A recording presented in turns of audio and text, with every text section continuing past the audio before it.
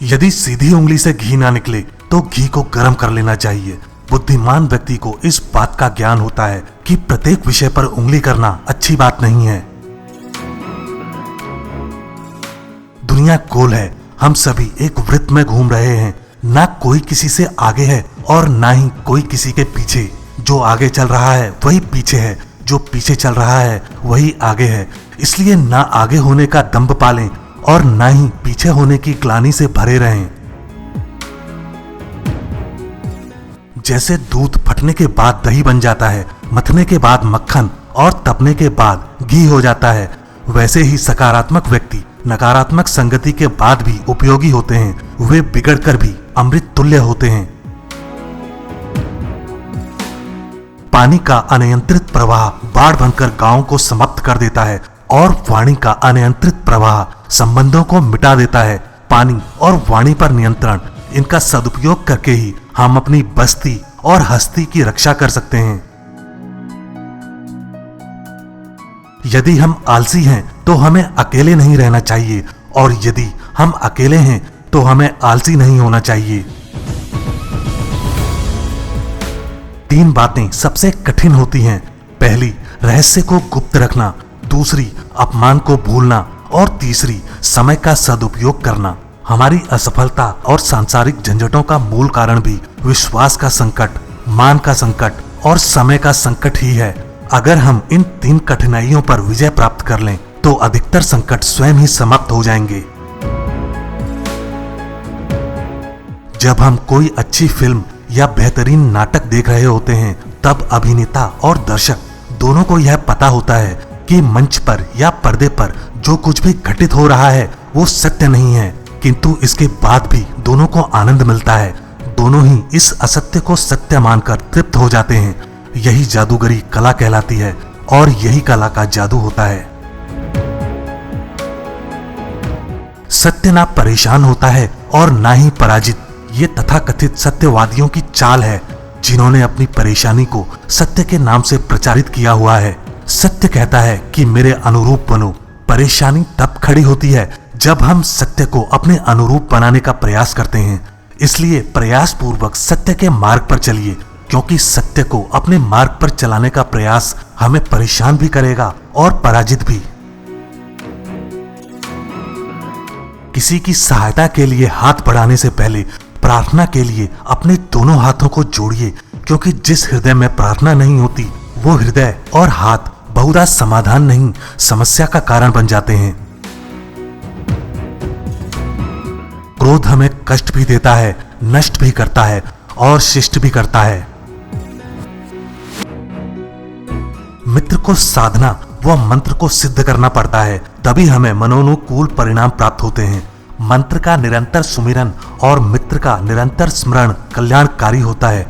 मंत्र और मित्र दोनों में शुद्धता का महत्व होता है, क्योंकि मित्र मंत्र के जैसे होते हैं और मंत्र मित्र के जैसे।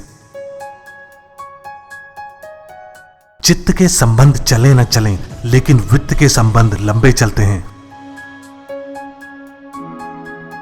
देश चलता नहीं मचलता है, मुद्दा हल नहीं होता उछलता है।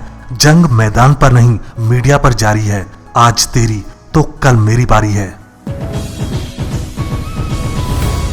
जंग मात्र अपने उत्साह या बल से ही नहीं, शत्रु को उत्तेजित करके भी जीती जाती है।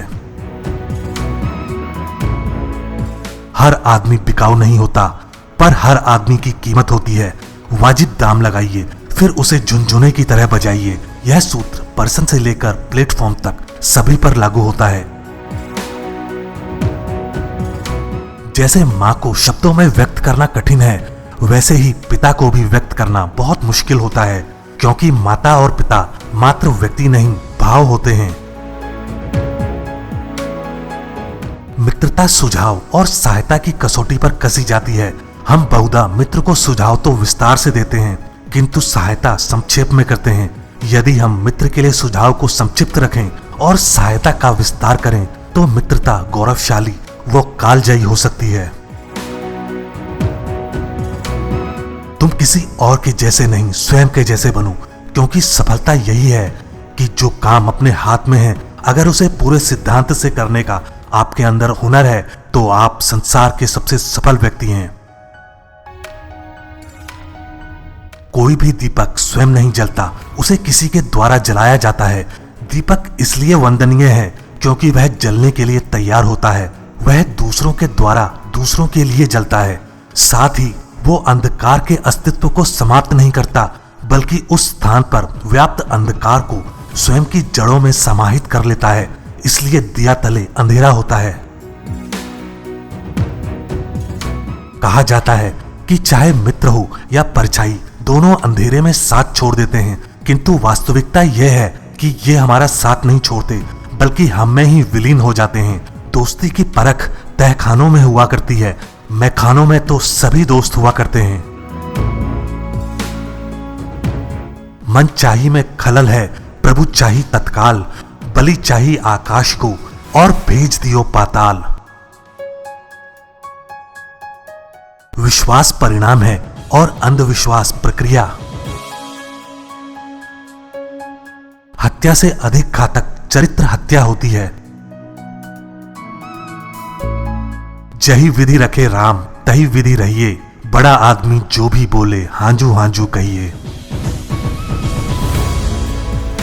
सबके अपने सत्य हैं, सबके अपने झूठ, कोई कहता लाभ इसे तो किसी को लगती लूट। जिसमें मैं को फायदा मैं का है नुकसान, मैं का बढ़ता मान देखकर मैं की जलती जान। सूर्य नहीं बन सकते तो दीपक बन जाओ, छोड़ो जग का अंधियारा घर दीप जलाओ। देव नहीं बन सकते तो मानव बन जाओ, अपने मन से पशुता को तुम दूर हटाओ।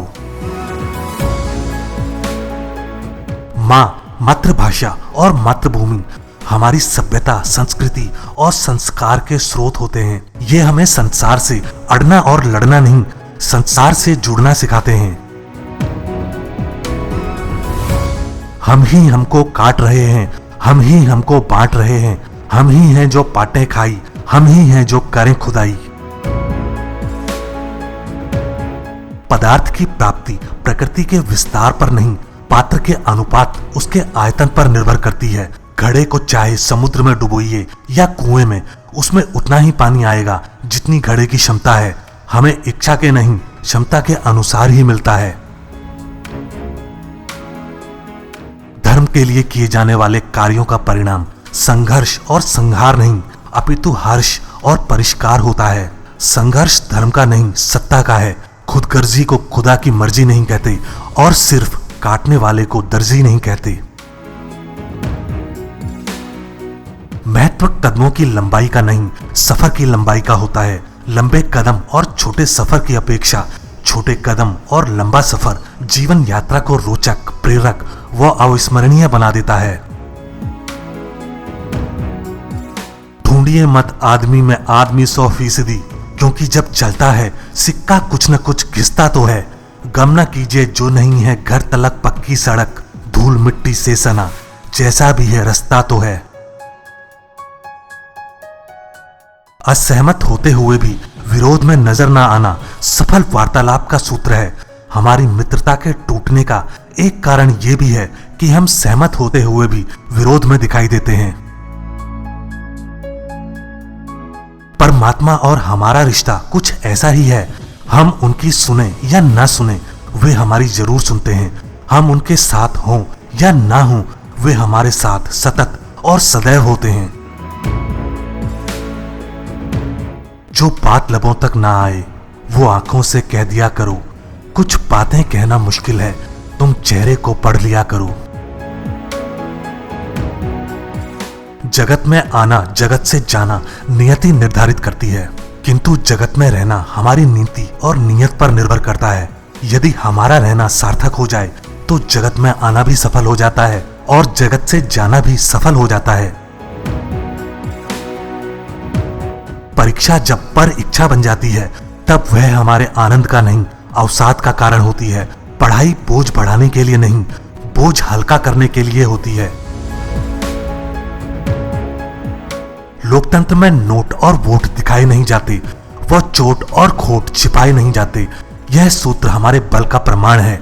लेकिन जब हम चोट और खोट छुपाने लगें तथा नोट और वोट दिखाने लगे तो समझ जाइए कि अब हम बल के नहीं दल के पक्ष में हैं।